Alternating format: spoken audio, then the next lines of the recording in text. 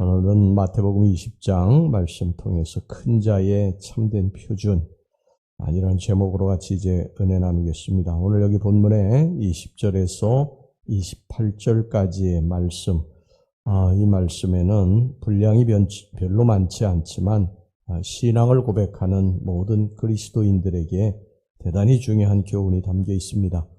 오늘 그 교훈이 무엇인지 우리가 좀 살펴보면서 은혜 나누겠습니다. 첫 번째, 우리는 그리스도의 이 참된 제자들조차도 우월함을 좋아하고 교만하고 시기한다는 것을 배우게 됩니다. 예수님이 십자가에 달리시고 사흘 만에 살아나리라는 것을 말씀하신 직후에 이 세베대의 아들들의 어머니가 주님께 찾아와서 주님의 나라에서 한 사람은 주님의 오른편에 또 한 사람은 왼편에 앉게 해달라고 요구합니다. 20절에서부터 21절까지 말씀 보겠습니다. 그때 세베대의 아들의 어머니가 그 아들들을 데리고 예수께 와서 절하며 무엇을 구하니 예수께서 이르시되 무엇을 원하느냐 이르되 나의 이 두 아들을 주의 나라에서 하나는 주의 우편에 하나는 주의 좌편에 앉게 명하소서.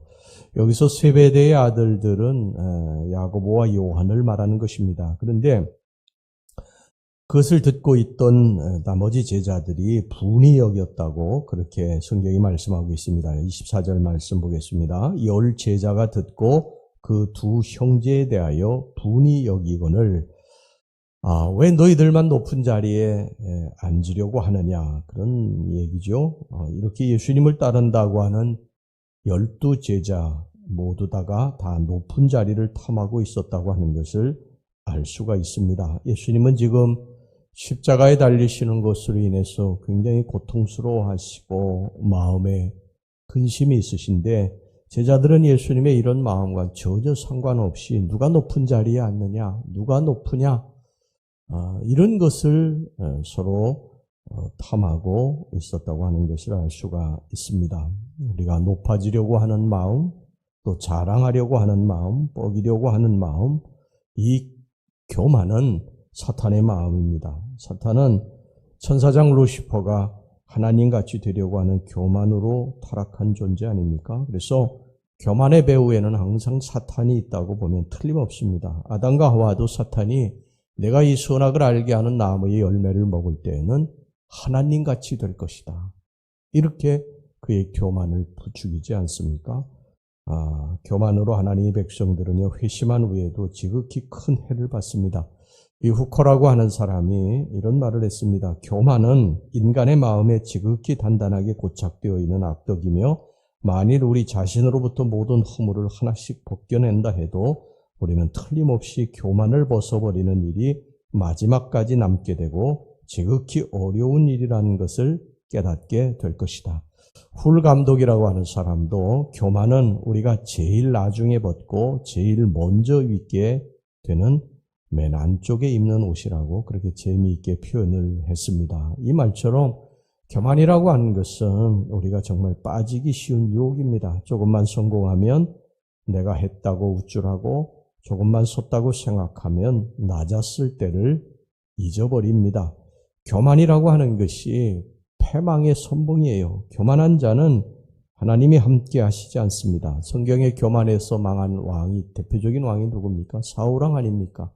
사울왕이 왕이 되기 전에 굉장히 겸손했던 사람이에요. 자기는 왕의 제목이 못 된다고 그래서 왕으로 기름 부어 세우려고 할 때 이리저리 피하고 도망다녔던 그런 겸손했던 사람이에요. 그런데 그가 왕이 되고 나서 이제 권세, 부를 얻고 나서는요, 변하기 시작을 합니다.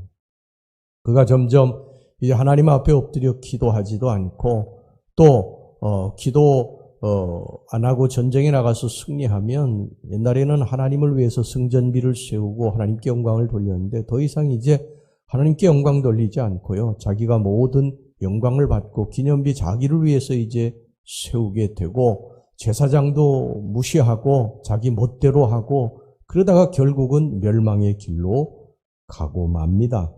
교만한 자는 성경에 보면 항상 결말이 망하는 것입니다. 그래서 우리는 이것을 조심하셔야 됩니다. 천사들은 유다서 6절에 보면은요, 자기 지위를 지키지 않았기 때문에 타락했다고 그렇게 말씀을 하고 있습니다. 자기 지위, 자기 위치를 지키는 것이 겸손이고 그렇지 않은 것이 교만이에요. 우리는 우리의 지위, 우리의 위치를 지켜야 합니다. 가정에서건 직장에서건 교회에서건 자기의 위치를 지키지 못하고 교만하게 되면 결국은 사탄에게 붙들리게 되는 것입니다. 그래서 우리는 항상 교만을 조심하고 겸손해야 될 줄로 믿습니다. 그 다음에 두 번째, 우리는 자기를 부인하면서 남에게 친절을 베푸는 삶이 주님의 나라에서 큰 자라고 하는 것을 깨달아야 됩니다. 성경에 뭐라고 말씀하고 있습니까? 26절에서부터 27절까지 말씀, 너희 중에는 그렇지 않아야 하나니 너희 중에 누구든지 크고자 하는 자는 너희를 섬기는 자가 되고 너희 중에 누구든지 으뜸이 되고자 하는 자는 너희의 종이 되어야 하리라. 이 땅에서의 높은 자, 주님 나라에서의 높은 자와는 상당히 차이가 있죠. 완전히 반대가 됩니다.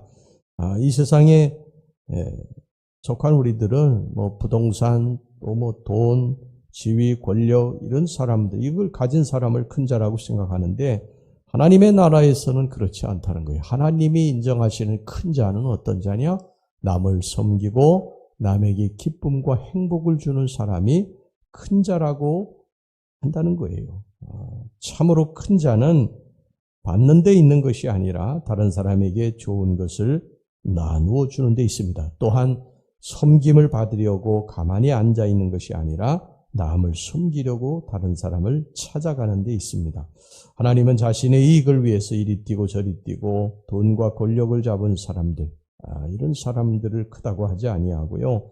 자신의 희생을 감수하고 남을 위해 헌신하는 사람을 찾아내서 큰 자라고 말씀하시는 줄로 믿습니다. 주님은 큰 정치가들, 장군들, 부자들이 아니라 주를 위해서 복음을 전하는 자들을 큰 자라고 말씀하십니다. 우리가 이 땅에서 큰 자라고 불림을 받는다 할지라도 주님께서 우리를 큰 자라고 봐주시지 않으면 어떻게 보면 우린 신앙생활은요 잘못한 것이지요. 우리가 이 세상의 잣대로 교회에서 하나님의 나라에서 우리가 그것을 가지고 큰 자라고 높은 자라고 생각해서는 안 됩니다. 이 교회에서는 하나님의 나라에서는 남을 섬기고 남에게 기쁨을 주고 겸손하고 이런 사람이 큰 자인 줄 믿으시기 바랍니다. 그 다음에 마지막으로 여기 보면 오늘 여기 본문의 말씀에서 예수님의 죽음은 죄에 대한 대속의 죽음이었다 하는 것을 성경이 분명히 말씀을 하고 있죠. 성경은 인자가 온 것은 자기 목숨을 많은 사람의 대속물로 주려 함이라 이렇게 말씀하고 있습니다. 28절 말씀 봅시다.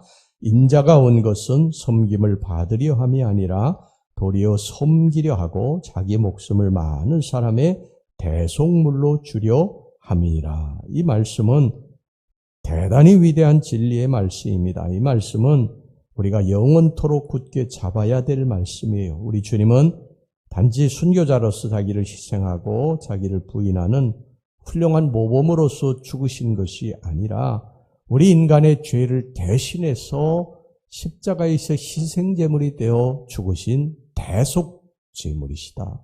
이것을 우리가 항상 기억해야 됩니다. 주님은 자신을 희생제물로 드리심으로 말미암아 우리를 깨끗게 하신 줄로 믿습니다. 그분이 십자가에서 우리의 모든 죄를 대신 지시고 죽으심으로 말미암아 우리가 하나님으로부터 죄 없다고 의롭다고 선하다고 그렇게 인침을 받게 됐는 줄로 믿습니다. 우리 모두는 다 빚진 자들이에요. 예수님께 빚진 자들입니다. 이 빚진 자는 항상 이 빚을 기억해야 됩니다. 나 때문에 예수님이 십자가에 달려 죽으셨다. 저 십자가에 달릴 사람은 주님이 아니라 바로 나다. 그런데 주님이 나를 대신해서 대속제물이 되셔서 죽으셨다. 여러분 이스라엘 백성들은 대속죄일 날 또 때로는 이제 자기가 하나님 앞에 범죄를 했다고 생각될 때에 번제단에 또 분향단에 이렇게 이제 제물을 갖다가 희생제물을 이렇게 드리게 되는데, 대속제물을 이렇게 드리게 되는데, 그걸 다 눈으로 이제 보게 됩니다. 그 양이 피를 쏟고서 죽어가서 그 피가 자신의 죄를 깨끗게 하는 것을 이렇게 눈으로 봅니다. 그러면서 이제 그런 사람들이 이제 그렇게 이야기하는 것이죠. 그렇게 생각합니다. 야, 내가 죽어야 되는데, 저렇게 피를 흘리고 죽어야 되는데, 저 양이 나를 위해서 대속제물로 저렇게 피를 흘리고 죽었구나. 이제 이것을 느끼고 이렇게 돌아오는 것이죠. 여러분, 우리가 사실은 하나님으로부터 저주와 멸망을 받아야 마땅한 그런 죄인들입니다. 그럼에도 불구하고 예수님이 십자가에서 나를 위해 피 흘려 죽으셨기 때문에 내가 산 것입니다. 이 십자가를 바라볼 때마다 항상 그것을 생각하고 빚진 자로서의 그러한 삶을 살아야 될 줄로 믿습니다. 베드로전서 3장 18절에 그리스도께서도 단 한 번의 죄를 위하여 죽으사 의인으로서 불의한 자를 대신하셨으니 이는 우리를 하나님 앞으로 인도하려 하심이라. 육체로는 죽임을 당하시고 영으로는 살리심을 받으셨으니, 이 사실을 잊지 말고 우리 살아가도록 합시다. 기도하겠습니다. 하나님 아버지, 우리가 늘 교만함을 조심할 수 있기를 간절히 원합니다. 우리가 사탄 마귀의 그러한 본질인 교만함 때문에 넘어질까 두렵사오니 항상 우리 자신을 살피고 겸손할 수 있게 해주시기를 원합니다. 하나님 나라에서 큰 자는 세상에서의 그러한 큰 자와 완전히 잣대가 다릅니다.